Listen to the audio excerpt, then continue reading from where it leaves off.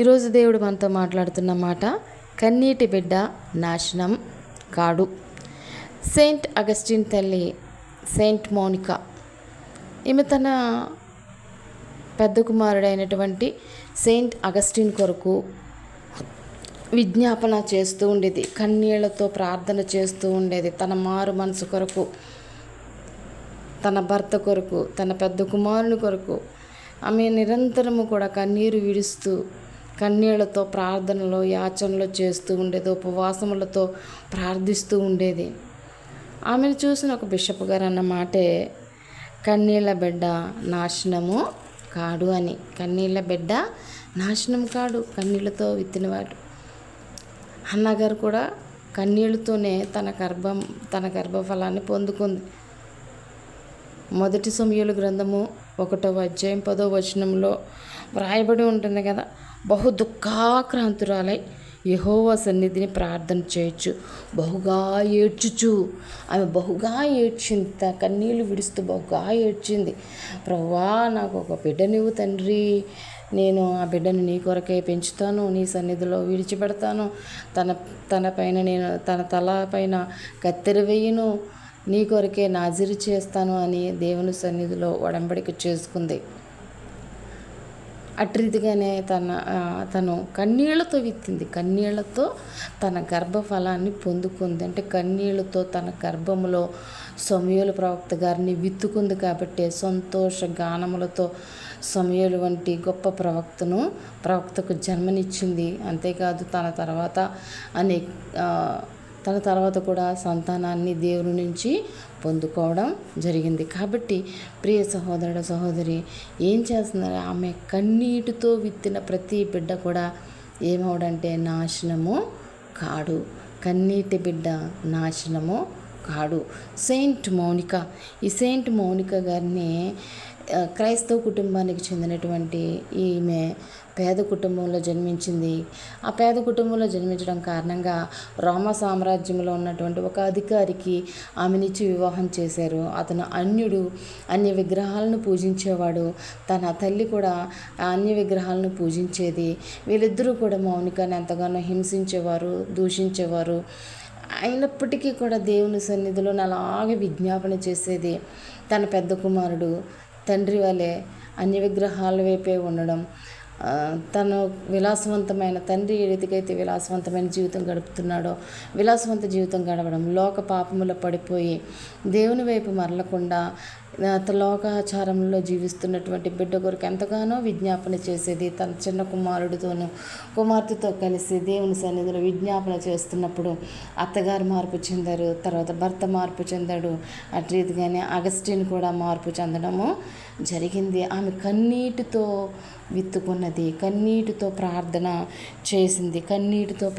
చేసింది కాబట్టే తన భర్తను, తన అత్తను, తన కుమారుని మారు మనసుకు ఆమె కేంద్ర బిందువుగా మారింది. కాబట్టి అనేక మందికి ఆమె ఒక ఆదర్శంగా, తల్లుల సంరక్షణగా ఆమె ఎన్నో పూజలు, తల్లిగా ఆమె పూజలు అందుకుంటూనే ఆమె ఉంది. నేటికి కూడా ఆమెను నిరాశలో ఉన్న తల్లులకు గొప్ప నిరీక్షణగా, ఆమెను సాదృశ్యంగా, మాదిరికరంగా పెట్టుకుని అనేకులు కన్నీళ్లు విడుస్తూ దారి తప్పి కష్టాల్లో ఉన్నటువంటి వారందరికీ కూడా ఈమె ఒక ఆదర్శము. విధవరాండ్లకు, వీరందరికీ కూడా ఈమె ఒక ఆదర్శము. కఠినమైన హృదయాలతో ఉన్నవారు, మద్యపానానికి బానిసలై భార్యలు హింసిస్తున్న వారు అనేకులు ఉన్నారు. వారందరూ కూడా ఈమెను ఆదర్శంగా తీసుకుని ఈమె వలె కన్నీటితో ప్రార్థనలు చేస్తూ వారి యొక్క జీవితాలను కట్టుకున్నవారు అనేక మంది ఉన్నారు. ఎందుచేతనంటే ప్రభువు యొక్క ప్రేమ, ప్రభు యొక్క మాటలు వారి యొక్క హృదయాలను మార్చివేసింది. కాబట్టి అందుకనే సెయింట్ అగస్టిన్ అంటాడు, వాళ్ళ తల్లి కొరకు ఒక గొప్ప మాట చెప్తారు ఆయన. నా తల్లి కన్నీటి ప్రార్థనల ప్రవాహములో నేను దేవుని రాజ్యానికి కొట్టుకొని వచ్చాను అని చక్కటి మాట తన తల్లిగారి గురించి చెప్పాడు. తన తల్లి యొక్క కన్నీటి ప్రార్థనల ప్రవాహం వల్ల. ఎందుకంటే తను ఎంత అన్యుడంటే, ఎంతగా తన అన్యత్వంలో ఉంటూ తన ఇష్టానుసారమైన విలాసవంతమైన జీవితం గడుపుతూ వివాహేతర సంబంధం పెట్టుకొని ఒక బిడ్డకు జన్మనిచ్చి ఎంతగానో చెడుతనంలో మునిగిపోయిన తను క్రీస్తుని అంగీకరించి తన ఉన్నటువంటి ప్రతి పాపపు జీవితం నుంచి విడుదల పొందుకున్నాడు. అందుకని దావీదుగారుడు అంటాడు కదా, కీర్తన గ్రంథము 116వ అధ్యాయము 16వ వచనంలో ఉంటుంది, యెహోవా నేను నిజముగా నీ సేవకుడును నీ సేవకురాలి కుమారుడినై ఉన్నాను. నీవు నా పట్ల నా కట్లు విప్పి ఉన్నావు. అట్టి రీతిగానే దేవుడు ఇక్కడ సెయింట్ మోనికా గారి ప్రార్థనలు విని సెయింట్ అగస్టిన్ యొక్క కట్లను విప్పి ఉన్నారు. అందుకని తల్లి మరణించిన తర్వాత ఆ కుమారుడు తల్లి కొరకు దేవుని సన్నిధిలో ప్రార్థన చేసినప్పుడు పలికిన మాట, నా శరీర మరణం కంటే నా ఆధ్యాత్మిక మరణం గురించి నా తల్లి ఎక్కువగా కన్నీళ్లు కార్చింది. ఆ తల్లి నా కోసం కార్చిన కన్నీళ్లను నువ్వు తృణీకరించలేదు. ఆ తల్లి కార్చిన కన్నీళ్ళంట ఆ తండ్రి తృణీకరించకుండా అతన్ని రక్షించి సేవ చేసే భాగ్యాన్ని ఇచ్చాడని ఆ సెయింట్ అగస్టిన్ గారు తన తల్లి కొరకు చెప్తున్నాడు. అలాగే దావీదుగారుడు అంటున్నాడు, నీ సేవకురాలు కుమారుడినై ఉన్న నన్ను నీవు నా కట్లు విప్పి ఉన్నావు. నీ సేవకురాలు కుమారుడినైనందుకు నీవు నా కట్లు విప్పి ఉన్నావు అని.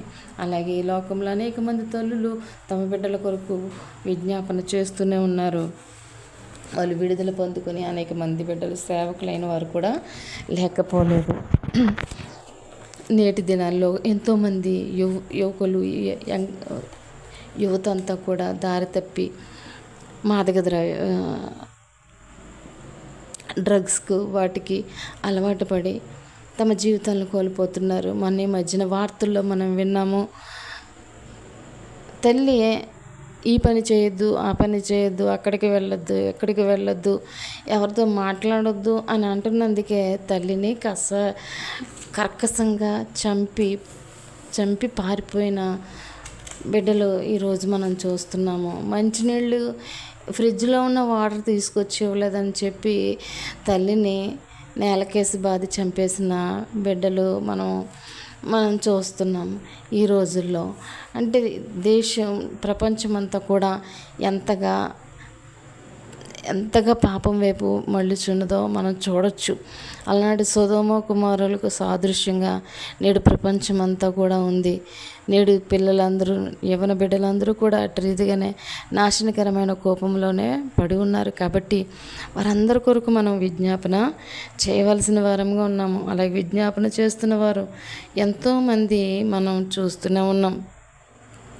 అందుకే విలాప భక్తుడు చెప్తూ ఉంటాడు, సియోను కుమారి ప్రాకారమా, నదీ ప్రవాహం వలె దివారాత్రము కన్నీరు పారనిమ్ము, విరామం కలగనీయకుము, నీ కంటి పాపను విశ్రమింపనీయకుము అని సియోను కుమారికి చెప్తున్నాడు. అంటే మనందరికీ దేవుడు చెప్తున్నాడు, మీ కంటి పాపను విశ్రమింపనీయొద్దు, కన్నీరు పారనివ్వండి. ఎందుకంటే యవన బిడ్డలు నశించిపోతున్నారు. వీధి మూలల్లో వీధి చివరిలో బిడ్డలు సొమ్మసిల్లిపోతున్నారు. ఆహారం లేక ఆకలి కొని వారు మూర్ఛిల్లిపోతున్నారు. మీరందరూ కూడా మీ కంటి పాపను విశ్రమింపనీయకండి. తండ్రి అయిన యెహోవా దేవుడు మనకు ముందుగానే విలాప భక్తుని ద్వారా వ్రాయించడం అనేది జరిగింది. ఎందుకంటే విలాప భక్తుడు 2వ అధ్యాయం 11వ వచనంలో కూడా ఉంటుంది, శిశువులను చంటి బిడ్డలను పట్టణపు వీధుల్లో మూర్ఛిల్లెదురు అని రాయబడి ఉంది. అనేక మంది బిడ్డలు మూర్ఛిల్లుతున్నారు, ఆకలితో మూర్ఛిల్లుతున్నారు. మనం చూస్తున్నాం, యుద్ధాల్లో అనేక మంది బిడ్డలు అనాథలైపోయిన వారు ఉన్నారు. ఆహారం లేక అల్లాడుతున్న బిడ్డలు ఉన్నారు. అనేక యవన బిడ్డలు ఆ యుద్ధ సమయాల్లో నేల రాయిపోయిన వారు ఎంతోమంది బిడ్డలు ఉన్నారు. కావున మనమందరము కూడా ఏం చేయాలంటే వారందరి కొరకు విజ్ఞాపన చేయాలి. మన కంటి పాపను విశ్రమింపనీయకూడదు, కన్నీరు పారనిస్తూనే ఉండాలి. అందుకనే ఎందుచేత అంటే ఇంకా మనం చూస్తే విలప వాక్యాలు 1వ అధ్యాయం 20వ వచనంలో ఉంది, వీధుల్లో ఖడ్గము జన నష్టము చేయుచున్నది, ఇండ్లలో నానా మరణకరమైన వ్యాధులున్నవి. కేవలం మన బిడ్డల కొరకనే కాదండి, ఇంట్లో ఏముందంట, నానా మరణకరమైన వ్యాధులు ఉన్నాయి. ఏ ఇల్లు చూసినా నెమ్మది లేదు, ఏ ఇంటిలో చూసినా ఆరోగ్యవంతుడు కనిపించట్లేదు. నానా మరణకరమైన వ్యాధులు ఉన్నాయంట. అంతేకాదు ఖడ్గము జన నష్టము కలగచేయుచున్నది. ఖడ్గము అనగా దేవుని యొక్క ఉగ్రత, వ్యాధులకు సాదృశ్యము ఖడ్గము జన నష్టాన్ని కలిగిస్తుంది.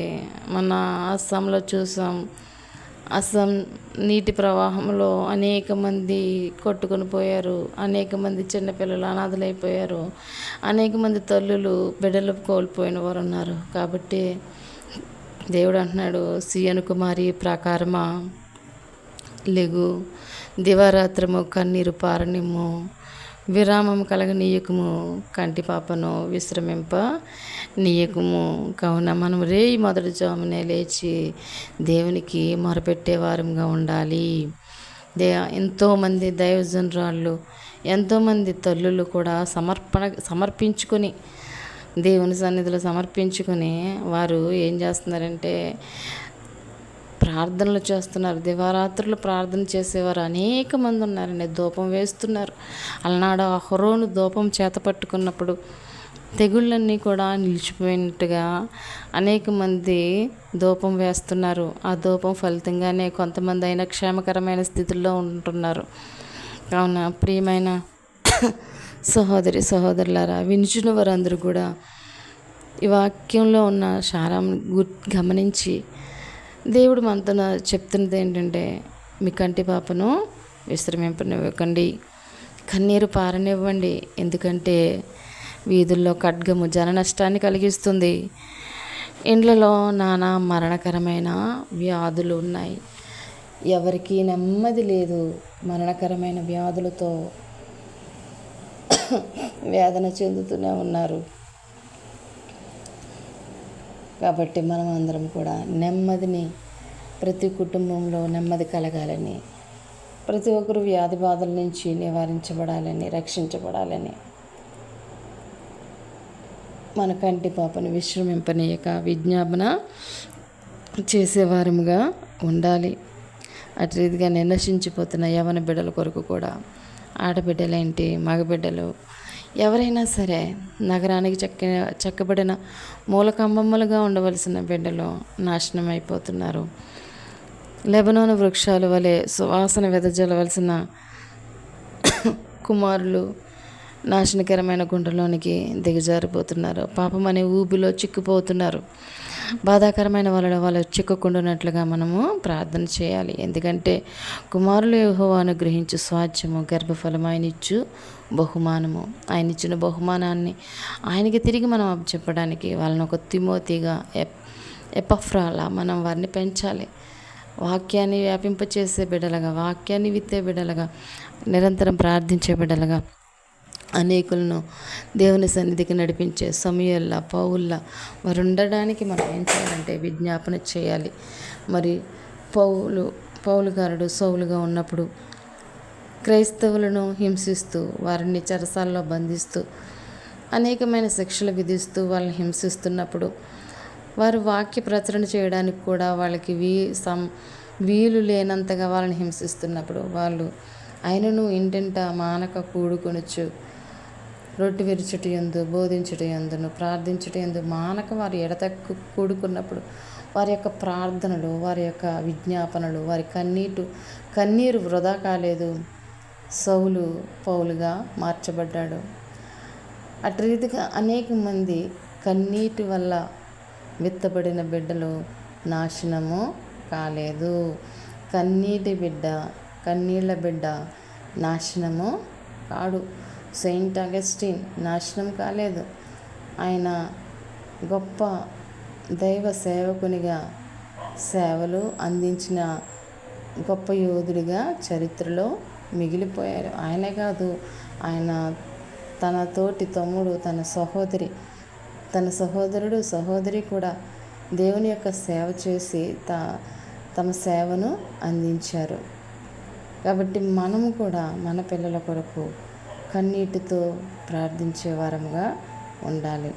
మన బిడ్డల రక్షణ కొరకు, ఈ లోక రక్షణ కొరకు, పరలోక రక్షణ కొరకు, అనేకులను రక్షించడం కొరకు కూడా మనము విజ్ఞాపన చేయాలి. అరే పక్కింటి పిల్లోడే కదా, పోతే పోనీలే, ఆడేవడో కదా, మనకెందుకులే అని అనుకోకూడదు. కానీ వారందరూ కూడా రక్షణ పొందాలని, మార్పు చెందాలని, ప్రతి ఒక్కరూ కూడా రక్షణ వస్త్రాన్ని ధరించుకునేవారుగా ఉండాలని, అందరూ కూడా పెండ్లి కుమారుని విందుకి సిద్ధపడే గుంపులో ఉండాలని మనం అందరం కూడా ఏం చేయాలంటే నిరంతరము ప్రార్థించాలి. మీ కంటి పాపను విశ్రమింపనీయకుము, కన్నీరు పారనిము అని విలాప భక్తుడు సెలవిస్తున్నాడు. ఎందుకంటే వీధులలో బిడ్డలు నశిస్తున్నారు. ఆహారం లేక శిశువులు తల్లి రొమ్మున ఆనుకుని మాకు అన్నము ద్రాక్షారసము ఏది అని వారు మోర్చెల్లుచున్నారు. వారు ప్రాణములు విడుస్తున్నారంట. యుద్ధాలలో ఎంతోమంది పిల్లలు గడ్డి తింటున్నట్టుగా కూడా మనం ఎన్నో వీడియోలు చూస్తున్నాం. ఎంతోమంది పిల్లలు ఆహారం లేదు, మాకు ఆహారం పంపించండి అని ఎంతోమంది పిల్లలు సోషల్ మీడియా ద్వారా ఆ యుద్ధాల్లో చిక్కుకున్న పిల్లలు మనకి వీడియోలు పెట్టిన సన్నివేశాలు మనం ఎన్నో చూస్తూ ఉన్నాం. అవి చూస్తూ అలాగ కాలక్షేపం చేయమని కాదు, కానీ ఆ పరిస్థితి నుంచి ఆ పిల్లల్ని తప్పించమని, అటువంటి స్థితిగతులు మా దేశానికి, మా రాజ్యానికి, మేముంటున్న ప్రాంతాలకు రాకూడదని మనం నిరంతరము ప్రార్థన చేసేవారంగా ఉండాలని దేవుడు మనతో మాట్లాడుతూ ఉన్నాడు. కావున ప్రియ సహోదరుడి సహోదరి వింటున్న మనం అందరము కూడా దేవుడు చెప్తున్నాడు, కన్నీళ్ళ బిడ్డ నాశనము కాడు. పరలోకమందు దేవుని సన్నిధిలో ఆ ప్రభువైన యేసుక్రీస్తు వారు ఎట్టి రీతిగా అంగీకరించబడ్డారో మనము కూడా అంగీకరించబడాలి. మన పిల్లలు అంగీకరించబడాలి అంటే మన కంటి పాపను విశ్రమింపనీయకూడదు, విరామం ఇవ్వకూడదు. మన కన్నీళ్లను పారనివ్వాలి. ప్రతి ఒక్కరి కొరకు విజ్ఞాపన చేయాలి. మన పిల్లల కొరకు విజ్ఞాపన చేయాలి. అలాగే నానా మరణకరమైన వ్యాధులతో ఇళ్లలో ప్రతి ఒక్కరూ ఉన్నారు. వారందరి కొరకు కూడా ప్రార్థించే వారంగా ఉండాలి.